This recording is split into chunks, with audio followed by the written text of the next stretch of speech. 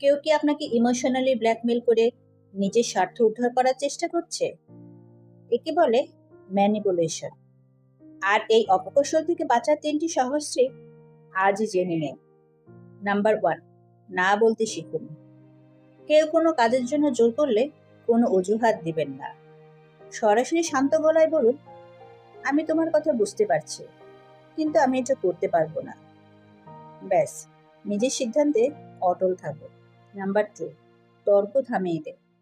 কেউ আপনাকে অপমান করার উদ্দেশ্যে তর্ক করলে তার সাথে পাল্টা তর্কে জড়াবেন না, বরং মুচকি হেসে বলুন, হয়তো আপনি ঠিকই বলেছেন। দেখবেন সামনের মানুষের তর্কের সব এনার্জি এক নিমিষেই শেষ হয়ে গেছে।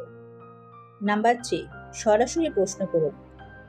কেউ যদি কথার জালে আপনাকে দোষী প্রমাণ করার চেষ্টা করে, তবে ভয় না পেয়ে সরাসরি জিজ্ঞেস করুন, আপনি কি আমাকে গিল্টি ট্র্যাপ করানোর চেষ্টা করছেন?